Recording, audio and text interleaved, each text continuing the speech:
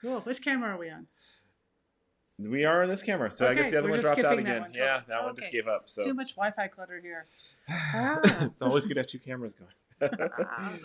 Well, happy holidays. However, whatever you celebrate, we are hoping it has been warm where you are. It is rather blustery today here in Arizona. Yeah, we had a beautiful Christmas morning. We went for hiking in Chiricahua. You saw in the last little bit of the video, and then since then it's been kind of windy and cold and Dreary.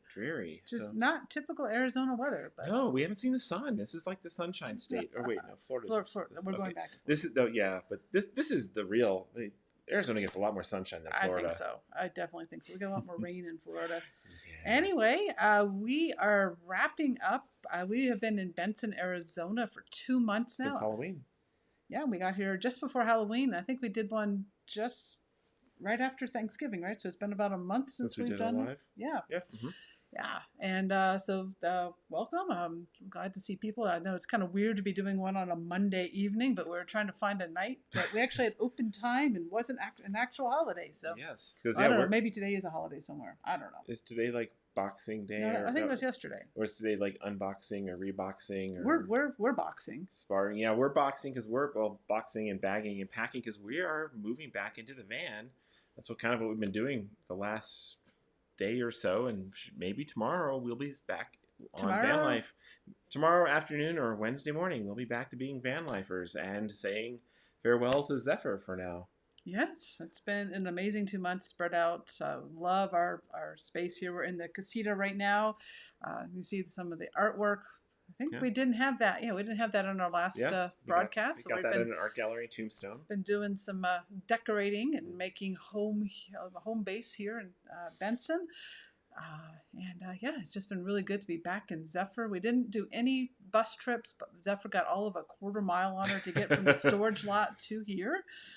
Yeah, this is probably I guess we've had entire years with no bus miles, but this is, quarter mile of bus mileage this year. But we got a lot of van miles this year. That's, I guess, kind of the looking back over the year this year, thinking back like where we've been and all the places we've been. A lot of it has revolved around doing van adventures, and it totally is. So we started the year out. So we spent most of 2020, of course, the start of the pandemic. We retreated to Sanford, a favorite town where I see Sabina's joined in, and it was really great to connect with Sabina and Eckhart there and become a community there with them and others. And been aboard the boat in 2020. Yes. And I think, we did every single superstition New Year's Eve night. 2020 is going to be gone and 2021 is going to be better. And but there was some dark times at the beginning of 2021. It was rough in a lot of ways, but once vaccines came, we're like, hey, it's the and work-wise has been it has been grueling running the Mobile Internet Resource Center with 5G and Starlink, just constantly having changes, and so many people hitting the road and working remotely and wanting to work remotely from the middle of nowhere doing nonstop Zoom calls, which those of us who have been on the road for a while know that's difficult. And so coaching a lot of people through trying to get the best setup that they can and the reality, and make sure they know the realities of going on. So it's been grueling keeping up with it all. And so, at the beginning of the year, we stayed aboard the boat. We were not yet eligible for vaccination until springtime. And once we were, there was hope again that maybe things could come back to some normalcy. Got to hug on friends finally, hugs on family. And it was, I guess as spring sprung, we got out more and did more things in the van around Florida. We did a cruise. Not a cruise on a cruise ship. We took the boat out cruising. Yeah, it's not a cruise on a cruise ship. We did did one good boat trip all the way down to Jacksonville and back. How long did we spend on that? I was about 2 weeks. We did only 2 weeks. It's okay. I thought it's longer than that, but maybe about. Oh, here I have them girl. But it was a wonderful kind of trip we've been doing all sorts of short, like just couple night boat trips, but it's good to actually go someplace, go all the way to Jacksonville. We were hoping to see dolphins. We did not, but we saw a lot of fireworks for some reason. It was Memorial Day weekend, so we had a great cruise. It was great just to be anchored out on our own, enjoying that hot tub. Did a symphony in Jacksonville, and then got back. Kiki was diagnosed with hyperthyroidism in May during her routine checkup. Thankfully, it caught very early. We did the radioactive iodine treatment with her, and as soon as she was cleared and no longer radioactive, and we could pet her again, and she got her first blood work back that was showing it was a success. We decided, the case counts started going up with Delta, and we decided, you know what, we really don't want to spend another summer sitting on our boat in hot Florida. In the hot Florida, in humidity, and just hoping that hurricanes don't hit. And Sanford is 40 miles inland. It's pretty safe, but still. As far as the southeast is, we felt pretty good leaving behind. Sabina's been awesome in checking the boat for us. Yeah. So early July, right? Early July. Mid-July. Yeah, we packed up the van, said goodbye to Zephyr. We didn't know how long we were going to be gone. It'd be 1 month trip, 2 month trip, all the way until 2022 is what it turns out. We just headed north and did an amazing time on the Blue Ridge Parkway. Went up into Philadelphia, into New York City, and up to New Hampshire. And we went and saw Ron and Steve in New Hampshire. They were work camping up there. Hopefully we'll be seeing them back in Florida here soon. And you probably saw them in some of the video clips. You saw Sabina dancing with us at Porch Fest in the video clips. Yeah. So that was the big van year. And do you want to share that? Well, I guess we did the van across country from there. So we ended up for the trip so far from Florida to Benson, Arizona. We did 6,100 miles. And so it was great. We spent about 3 months on the road. We took one break at your parents' place in Illinois. Yep. It was about 18 days where we spread out in their basement, which was a great break. But the van just proved to be very, very comfortable for our travels. Yep. Then we got here to Benson, got Zephyr out of storage, and then Zephyr is super, super comfortable. It's been wonderful to be living in the bus again, even if we're not traveling in the bus right now. We actually did a few little van trips to do some Arizona quick van camping, but it's been great to be back in the bus. But the really fascinating thing is to look back at the year and realize we spent more nights in the van than we did any of our other homes, which is not something I would have guessed and expected. Our smallest house is the one we spent the most nights in. Yep. So it was 146 nights, or will be 146 nights. Presuming that we leave Wednesday on the van. It'll be 146 nights in the van, 143 on the boat, 58 in Zephyr, and 18 in your parents' house. So. Yep. And then the boat, you had it broken down by cruising versus not too. So. Yes. So 115 nights at dock and 28 at anchor or out on the water. So not bad. It was really good to get back into nomadic lifestyle instead of just doing trips from the boat, which has been great too. It's a great way to mix it up. But actually to leave there in July without a destination, without not even knowing how long we're going to be. So there's the map. Yep, there's our map of our travels this year. You can see down in Florida, a lot of ping-ponging around. That would be little trips. We ended up by the time we'd left Florida in July, we have now been to every state park in Central Florida that has a campground, and that's cumulatively over our 15 years. And there's like 27 of them. So that we kind of set that as a mission that we wanted to get to all of them. Yep. And I guess you didn't include the final hop. No, we haven't talked about it yet. Yeah, but okay. So this is not quite the full 2021 map because we got one more hop coming up. We have to get there first before we can claim it. Okay. Yeah. Hopefully we don't break down tomorrow. Yeah, please. So that's how we're wrapping things up. It's been great here in Benson. We've had a nice slow trickle of friends coming through, so it's been getting good social time, getting caught up on a lot of work. Your mom even flew off. My mom came out and she spent a few nights with us. She got to sleep in the van, so she became a van lifer herself. So it was great. And we did a lot of touring around. We just actually filmed a video about all the stuff that we locally did here in Benson. Yeah. And so it's been a really good year with getting back to the travel and mostly up on an upswing. Yeah. We've got we're going to be making some major business transitions in 2022, which we talked about on our last live cast. Yep. So basically we're ramping down so that we're going to bring in more team and have the Mobile Internet Resource Center be less our faces. And less us working 24/7 to run it. So that is the goal for the year. So we right now we have tickets to Escapers New Year's Eve and Bash. Of course, with Omicron, we are very concerned. I mean, we're vaccinated and boosted. We feel good about our health, but dealing with a quarantine or being even mild symptoms in a van wouldn't necessarily be fun. So we're going to, the nice thing about New Year's Eve is it's out in the desert, basically all outdoors, and should be a great place to get our dance on and get around fires and stuff, and not have to be, indoors and whatnot. So that is always a concern. But that's where we'll be heading as of tomorrow or the next day, is out towards the New Year's Eve gathering, and we'll see how it goes. Yeah, we'll probably park. There are people give a lot of space around. Yeah, that's the great thing about desert boondocking, is you get to spread out. And we had such a good time 2 years ago with both the Bash and New Year's Eve, and it's just such weird circumstances now. It's like, we've got an Omicron wave coming. We know people in the community who have young children who are too young to be vaccinated, and it's this extra care needs to be taken just to protect the community and protect each other. So so we're definitely going to do New Year's Eve. We'll probably be not doing a lot in big group settings. It looks like Eric Udell might be there. Eric, awesome. Yep. Sweet. Yep, Eric and Jeanette should be there, so that'll be great to see them. And I see, Eric and Brittany from Mexico are chiming in. It's great to see you guys. Yes. Excited for your guys' adventures and round the world touring.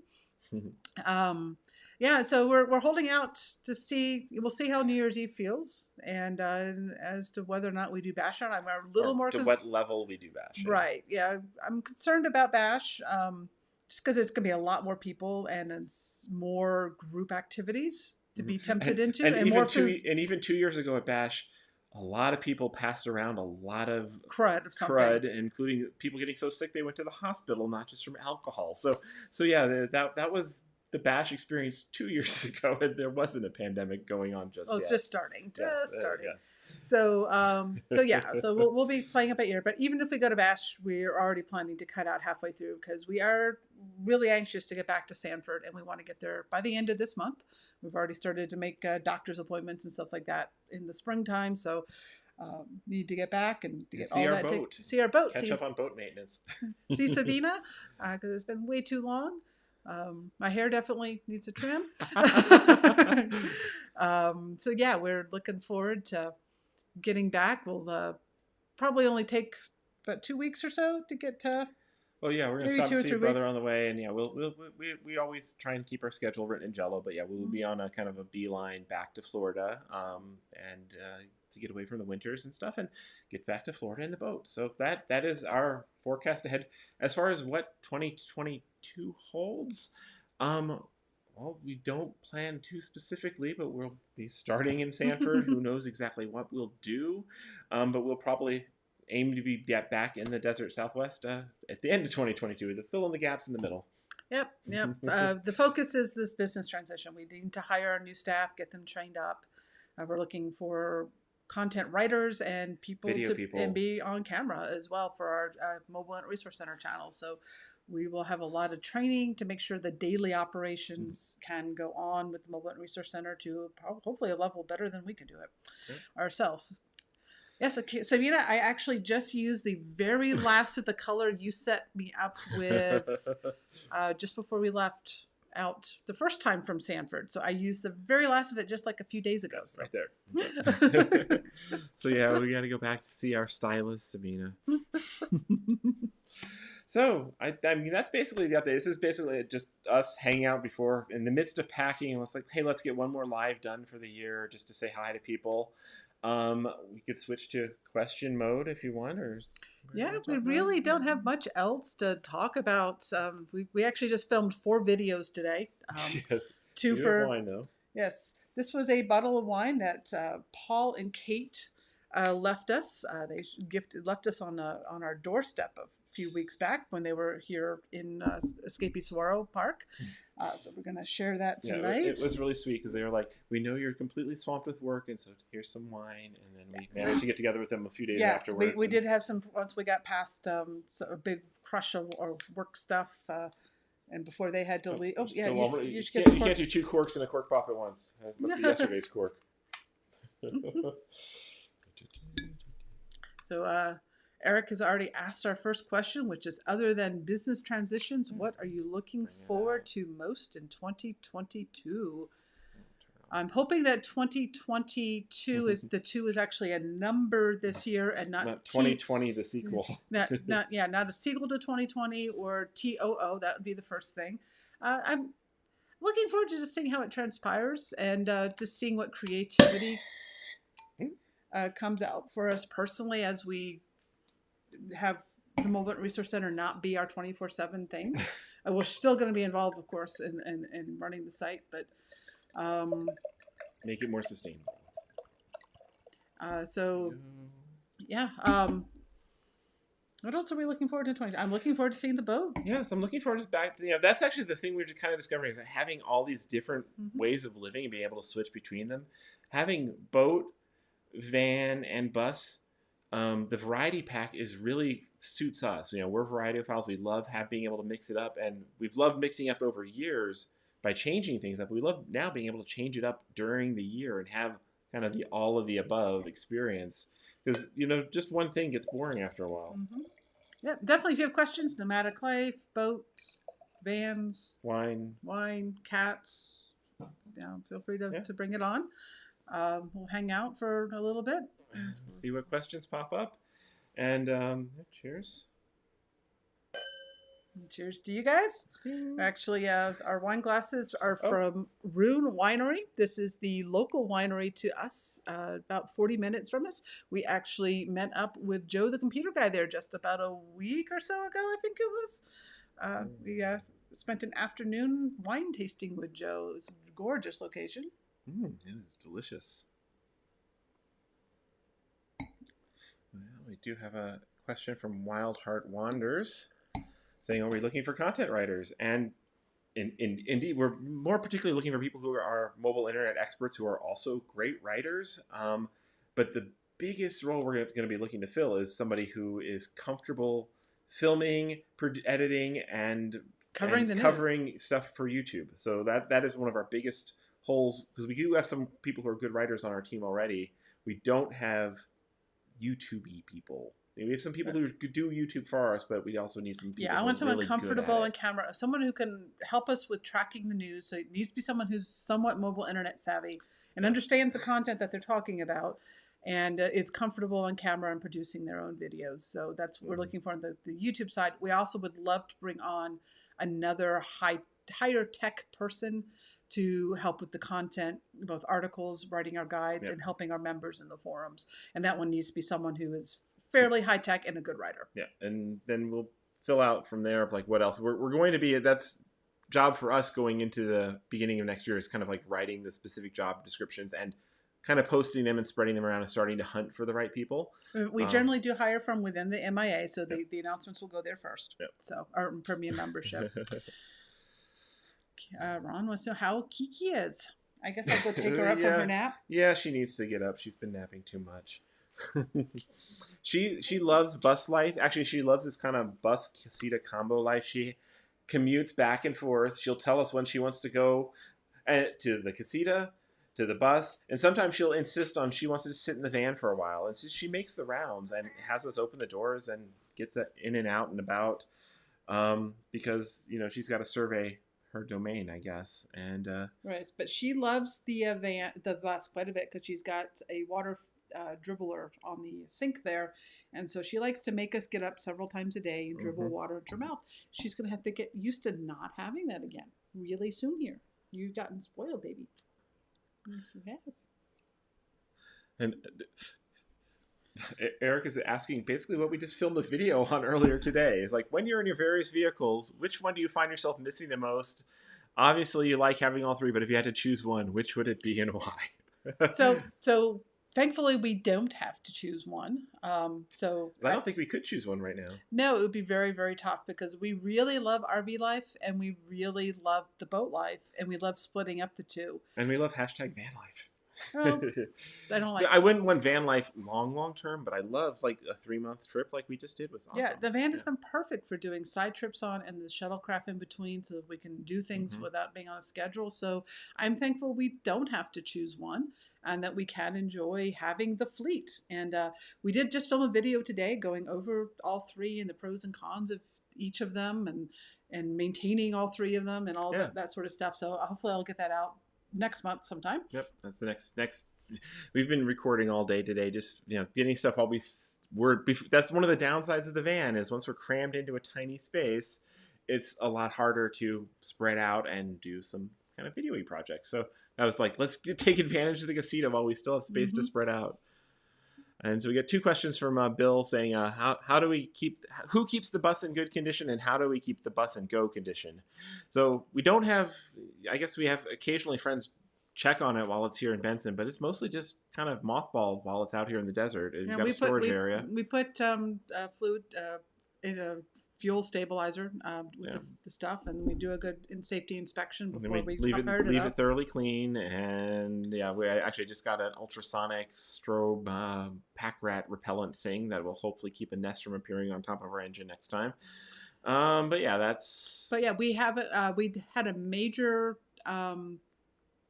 oil change and new tires, and I think a new wheel, and all the preventative maintenance caught up just before we got to Arizona. Yeah, before we did the Texas to Arizona trip. So the bus, it started right up. I was actually very pleased because it sat for nearly 2 years because we were trapped on the East Coast with the pandemic. It started right up and just roared and revved and was, I kind of wish we had more of an opportunity to take a bus trip while we were out here in Arizona, but it was just the 2-month period was too full of work and too quick, and it didn't quite line up. But we will eventually need to find a good mechanic shop in the Tucson area. Yeah, actually, I need to redo the hub seals on the front right hub seal is starting to leak, and some stuff that you need some heavy equipment to do. So we will probably at our next visit out here, we'll try to find a truck shop or someone that is familiar with buses, and give it a really good preventative maintenance go over and things like that. I wasn't comfortable hitting the road doing any bus travel without having gone through that after it being in storage for nearly 2 years. So we just decided to leave it here. He also asked, he had another question. It was two right there. No, another one there. What does it cost to store the bus? It is free, sort of. Well, so we are leaseholders here at the Skip Saguaro Park. So we bought a lifetime lease to the lot.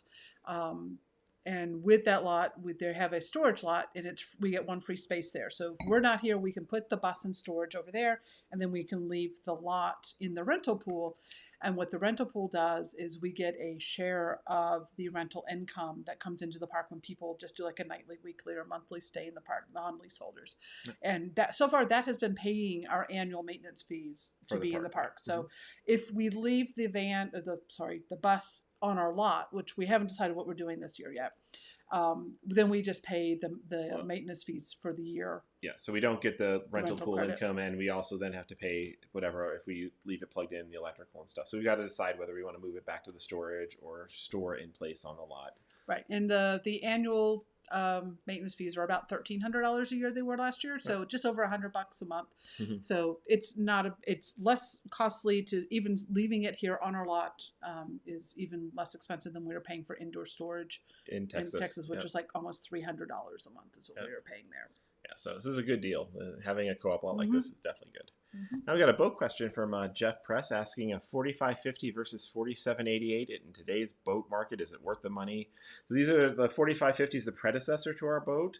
And it wasn't an option for us. So the reason that we went, when we decided to go with a larger boat and a more expensive boat, it was because we were financing instead of originally we're going to be paying cash, and we're going to go for an older boat or a smaller boat or something that we could pay cash for. But when we decided to finance, we had to get something that was pretty much under 20 years old, which the 4788, ours was in 1999. We bought it in 2017. So it was within the age range that we could finance. So we never considered or researched anything about the 4550. So I honestly don't know much about it. Do you? There was a lot of substantial upgrades. I have no idea what how the boat market is right now, and what the pricing of the 4550 versus the 4788. I know the main thing is there's some really beautifully maintained 4550s out there, and those could be fabulous. And there are some ones that, because they did have wood cores, that some of them had some major rotting issues and stuff. So I guess there's a lot more due diligence required. But again, all of these are starting to become old boats, so it's definitely due diligence across the board when going with boats. But I can't talk about the current boat market because I haven't looked at what boats are selling for in right. 4 We years. bought ours almost 5 years ago, and honestly, because we're not in a seller or buying market, it's not something we've kept up with. So definitely, we're not probably credible sources for that question. We got a Cindy Juggle Goddess says, was it Banfield who diagnosed and treated Kiki? So yes, we use Banfield for Kiki. We have an annual plan with Banfield, and this is the vet center that is in most PetSmarts across the country, or PetSmarts across the country. So it's universal healthcare. I keep trying to sign us up as monkeys, and they won't let us. But I want that kind of portable medical records and easy access to healthcare for humans would be nice. Would be awesome. But anyway, so we just did her annual last May. She was due, and her blood work, I think her kidney levels were, liver or kidney was slightly off, but there was a heart murmur. The vet had heard a slight heart murmur in her, and she says, let's go ahead and check her T9 levels just to be safe. And they were at like 14, which normal should be around 4 or 5 or under. And she says, oh yeah, so she's hyperthyroidism. Banfield, she immediately gave us the pills, which we decided weren't a good treatment for her. But. Yeah, but she gave us information about the radioactive iodine treatment and some references, and we did further research and found one in Tampa, which was about 2 hours from where we were staying, that did custom doses of the radiation treatment. Because the radiation treatment is very specialized. There are certain clinics around the country that basically, some of them, that is the only thing they do. There are some that just specialize in hyperthyroidism for cats, and that's what they do, because it's a specialized course of treatment with radioactive material that requires special handling. So typical everyday vets don't do that. Right, they're very specialized. And like in Florida, there's only a handful of clinics that do it. So, but then, we've done all of her, they have to be tested several times afterwards to make sure the treatment's taking. And Banfield did the follow-ups. We do all the follow-ups at Banfield. Hey, Bill asked, do we worry about the bus, van, or boat when you are traveling? Of course you do. We worry about them all, and we have remote monitoring for everything. So, I can and do get alerts on my phone when, or even my watch, that somebody is walking past or onto our boat and stuff like that. Yeah. So we did experience a break-in. A couple of years ago, and we left the boat behind in dry storage when we were out on a van trip and out here in Arizona. Yep. And our video footage actually helped get the person arrested. Yep. Yeah. But of course you worry. You worry anytime you leave something you love behind. So we're thankful that we have Sabina keeping an eye on Why Not for us while we're gone. And we actually now have friends on the dock of Stink Pot. Actually, they have a Bayliner 38, something like that. It's an older one. It's an older Bayliner. Smaller. We haven't got a chance to tour their boat yet. But they're online friends that we've not met in person. We've waved as our boats. But we've had a lot of online communication, and they're keeping an eye on things for us too. So and then we'll be there to see them before they leave. So we finally get to overlap in person. So we're looking forward to Stink Pot. And he's actually going to be performing at the Sullivan for a New Year's Eve concert. So that's New Year's Eve. Yeah, he got booked again for New Year's Eve. For New Year's Eve. So nice. Yeah, I just saw that. So if you're in Sanford, go to the Sullivan for New Year's Eve, and you'll see him perform.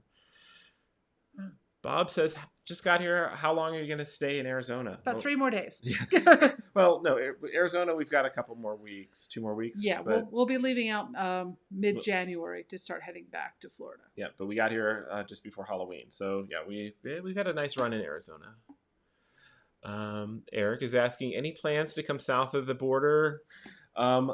Not this year, because our year's already run out, but we definitely want to do some cross-border explorations, and I've had go to Baja on my travel list since before I met her. You're supposed to do that in your first year. My first year of RVing, and eventually I will get down there. It's just has not lined up, and particularly since we're working so much, going out of U.S. connectivity has not been a high priority. It would be a work trip. It'd be a research trip, but I'd like to make sure there's other people covering the home base. So that'll be a post.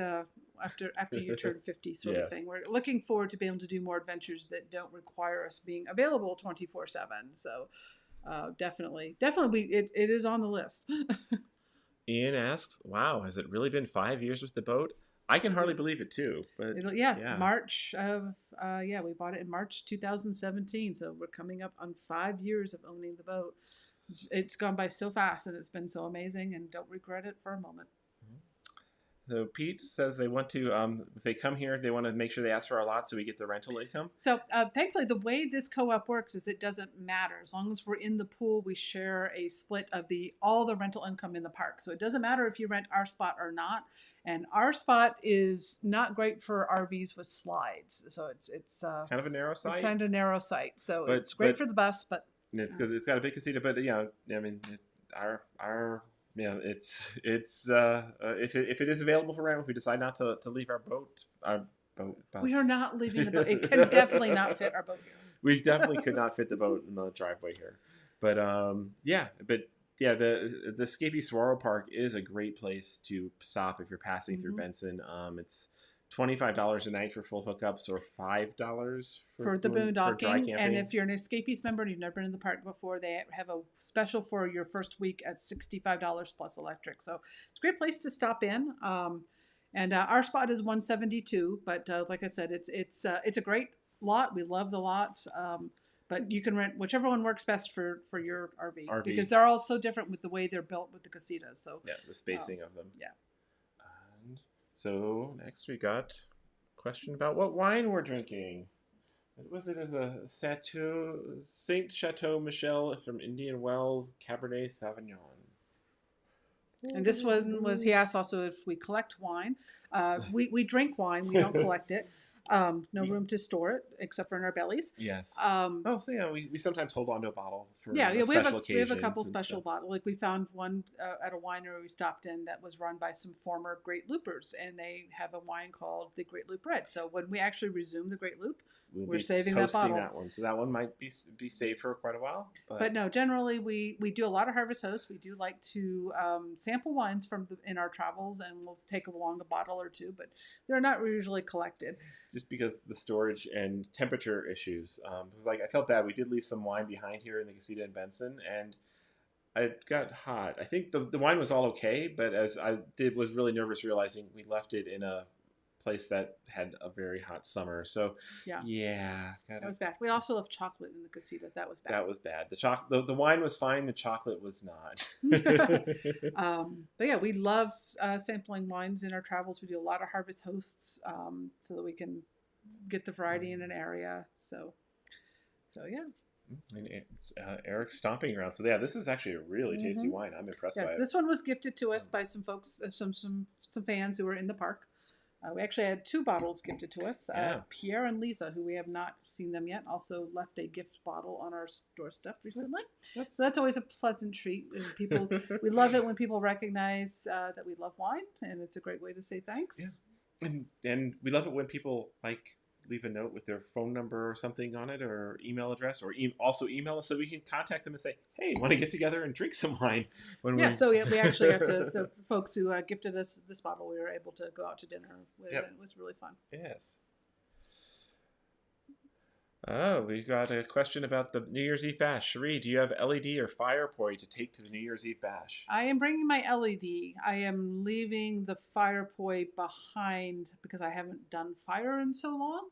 But I do have with me the training poi that Becky Shade had made. She left those with me 2 years ago because I trained her. And so if I have an opportunity in a safe feeling environment, I might try to teach some poi while I'm there. That will be fun. Okay, well, I think we're caught up on questions. This has been a nice little chill hangout. So last chance if anybody wants to throw any final questions out. Otherwise, we're going to drink some wine and get back to packing, because I couldn't pack up all this tech gear until we did a broadcast. And see, today we're broadcasting over AT&T bonded with Sprint Calyx plan. Using Pepwave Max Transit Duo and Parsec Akita antenna on a pole outside, so I can get better upload performance. The big antenna makes a huge difference for the upload there. And there was so much Wi-Fi noise here in the park, as I guess something's just the Wi-Fi signal's garbage. I actually ran an Ethernet cable from my laptop to the router to avoid any glitches from the Wi-Fi having tiny little hiccups. So that's what it took to do a live like this today. Yeah, it is. And we're intending in the year ahead, I think we're going to experiment with doing more lives when we have something interesting to share. We kind of got out of the habit during well, there wasn't much to share when we were sitting on the boat. And so yeah, we got one more question. Where do you get your hair cut on the road? And the answer to that is Sabina. Yes. After a couple bad cuts, we're very thankful that Sanford has been a home base for us for several years, and no one has touched my hair since Sabina took over about 3 years ago. No, I've trimmed off the ends. Yeah. A little bit. Not much, but yeah, I and know. And she does my hair when Sabina's not around, but my hair is really simple to cut. Yes. It's not much to it. So yeah, that's one advantage of having some home bases is you can get to, and thankfully my hair is okay going 6-8 months without a cut. So yes, cool. But she also does my color and helps me do my color remotely. So it's awesome. Okay. All right, guys, we are going to say good evening and thank you for joining in and spending part of your holiday season with us. We are wishing you the very best in 2022. And if you are going to either the Escapers events, New Year's Eve or Bash, we will see you there from at least 6 feet away. We will be keeping a distance there. So we're sad, no hugs and stuff this year. But do say hi and have a great time. And we will see you next year. 2022. It's going to be good. Not 2020 Redux. Not, 2022, no. number 2. Okay, we're going to play the little intro video loop of some highlights of our 2-minute highlights of our last year, and then we're out of here. So here's the farewell loop.